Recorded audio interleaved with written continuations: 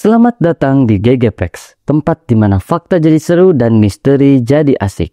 Pernah nggak sih lo ngerasa ada yang janggal dari dongeng masa kecil kita? Cerita yang terlalu manis, tokoh yang terlalu lucu, dan akhir yang terlalu bahagia. Salah satu yang paling terkenal adalah kisah boneka kayu yang pengen jadi anak manusia, yaitu Pinocchio.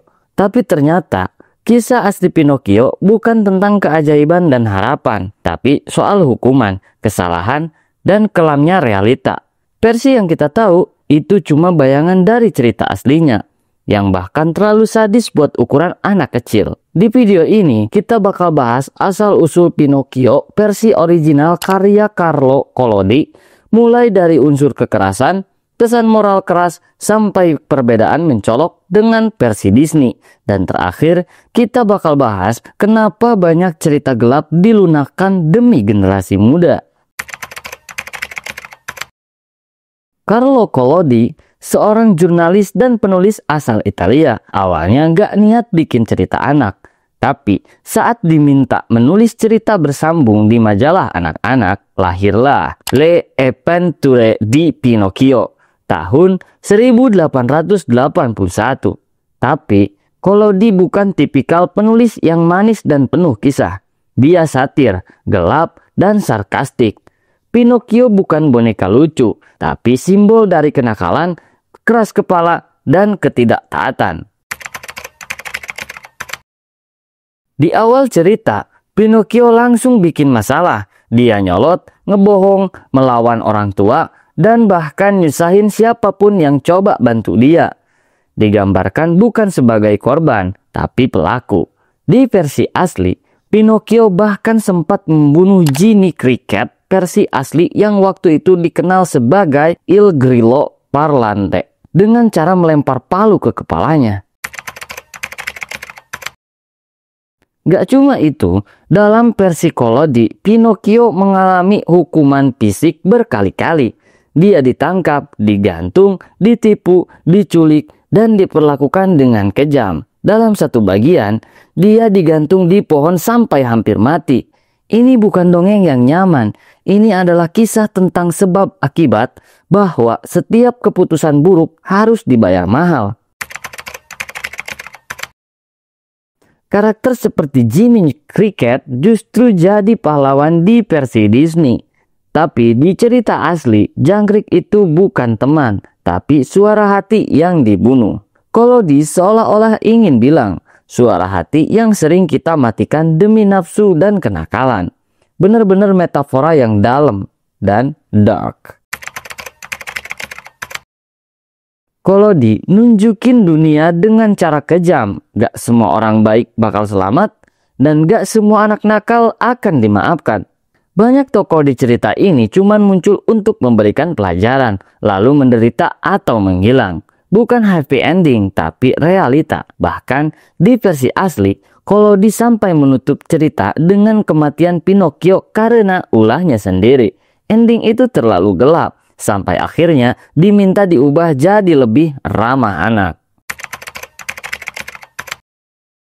Lalu Disney mengubah Pinocchio jadi cerita tentang harapan dan perubahan. Boneka nakal jadi anak baik, endingnya penuh keajaiban, tapi dalam proses itu semua sisi kelam dihilangkan. Jiminy Cricket jadi mentor bijak, Geppetto jadi ayah penuh kasih, dan dunia yang kejam berubah jadi tempat penuh keajaiban.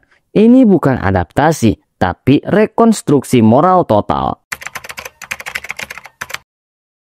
Ini pertanyaan besar. Kenapa kisah gelap sering diubah? Jawabannya sederhana, pasar. Yap, betul.